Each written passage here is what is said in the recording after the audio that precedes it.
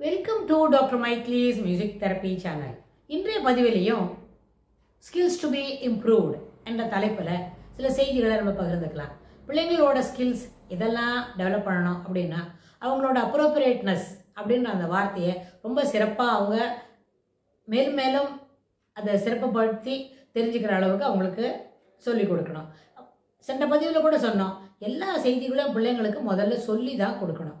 எப்படி குளிக்கணும், எப்படி தலைவாரிக்கணும் அப்படின்னு சொல்கிற பர்சனல் கேரை பற்றி சொல்லிக் கொடுக்குறதா இருந்தாலும் இல்லை டுவர்ட்ஸ் ஸ்டடீஸ் சொல்லிக் கொடுக்குறதா இருந்தாலும் எல்லாத்தையும் சொல்லிக் கொடுக்க தான் சொல்லித்தரணும்.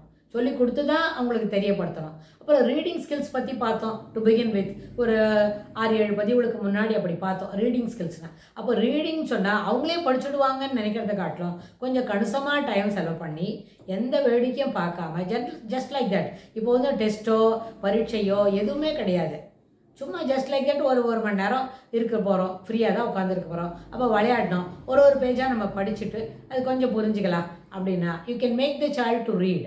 அப்படின்னா அந்த reading ability, reading fluency ought to be improved அப்படின்னா அப்போது ஒரு 4ஆம் வகுப்பு படிக்கும்பொழுது இருக்கிற fluency in reading should to be improved for the 6th and 7th standard 10th standard படிக்கும்போதெல்லாம் வேகமாக இன்னும் சரளமாக தவறாக இல்லாமல் பிழையே இல்லாமல் எங்கே பாஸ் இருக்கணுமோ பேசிக்க படிச்சுக்கிட்டே வரும்போது எங்கே நிறுத்தி படிக்கணும், எங்கே வேகமாக படிக்கணுன்றத மனசில் வாங்கிட்டு படிக்கணும். ஸோ அந்த படிக்கிற எபிலிட்டியை வளர்த்துக்கும் பொழுது அந்த மாதிரி நிறுத்த வேண்டிய இடத்துல நிறுத்திட்டு வேகமாக சொல்ல வேண்டிய செய்திகளை வேகமாக சொல்லிட்டு ஒரு சென்டென்ஸ் முடிகிறது அப்படின்னா அந்த இடத்துல முடிச்சுட்டு ஒரு ஃப்ராக்ஷன் ஆஃப் செகண்ட் தாண்டி அடுத்த சென்டென்ஸ் ஆரம்பித்து படிக்கிறது. இது எல்லாமே என்ன பண்ணணும்னு கேட்டால் படிக்கிற செய்தியை படிக்கிற பாடங்கள் மனதில் அப்படியே ஒரு ஸ்லைடு போல் மனசில் பதிஞ்சிடும். இப்போ எப்படி ஒரு பவர் பாயிண்ட்லலாம் ஸ்லைடு போட்டால் அடுத்தடுத்து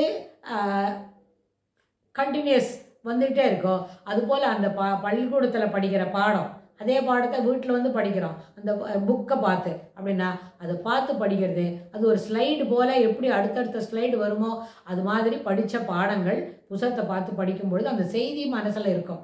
so when you are suppose to right about it comes as such. அது அப்படியே பார்த்து எழுதுறா அந்த மனப்பான்மை வரும். அப்படின்னா எத்தனை தடவை படிக்கணும்? Minimum 2 to 3 times படிச்சிடணும். பார்த்து படிக்கணும். முதல் தடவை படிக்கும்போது ரொம்ப சரளமாக இருக்கிறதுக்கு வாய்ப்பு இல்லை, ஏன்னா அது பாடம் புதுசு.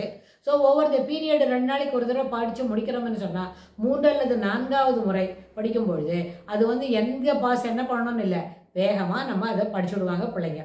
இதில் இன்னொரு ட்ரைனிங் கூட பிள்ளைங்களுக்கு கொடுக்க முடியும். நம்ம தானே சொல்லித்தர போகிறோம், நம்ம அந்த பாடத்தை என்ன பண்ணலாம், நிச்சயமாக அவங்கள நாம் ஒரு தடவை படிச்சுட்டு இதுபோல் நீ படி தங்கம் அப்படின்னு அவங்களுக்கு சொல்லிக் கொடுக்கலாம். இதில் என்ன நடக்கும்னு கேட்டால் அதுபோல் அவங்களும் அந்த பாஸோடவும் அந்த டோனல் டிஃப்ரென்ஸோடவும் படிக்கிறதுக்கு தெரிஞ்சுடுவாங்க. அப்போ ரொம்ப விஷயம் அவங்களுக்கு மனசில் பதிஞ்சிடும். ரொம்ப எளிமையாகவும் அந்த பாடத்தை அவங்க புரிஞ்சுக்கிறதுக்கு எல்லா வாய்ப்பும் உண்டு. அதனால் ரீடிங் ஸ்கில்ஸை அந்த எபிலிட்டியை இம்ப்ரூவ் பண்ணணும்னு சொன்னால் அதுவும் இந்த 4ஆம் வகுப்பு படிக்கும் பொழுது முதல் பாயிண்டில் இருக்குன்னா 6, 7, 8, 9ன்னு மேலே வகுப்புகள் மேலே போகும்பொழுது இந்த ரீடிங் ஸ்கில்ஸும் என்ன பண்ணணும், அந்த ability to read fluently are to be improved அது ரொம்ப முக்கியம் அப்படின்னு சொல்லி நம்ம இந்த பதிவில் புரிஞ்சிக்க முடியும். இதுக்கு தொடர்புடைய செய்திகளை வரப்போகிற பகுதிகளில் பார்க்கலாம்.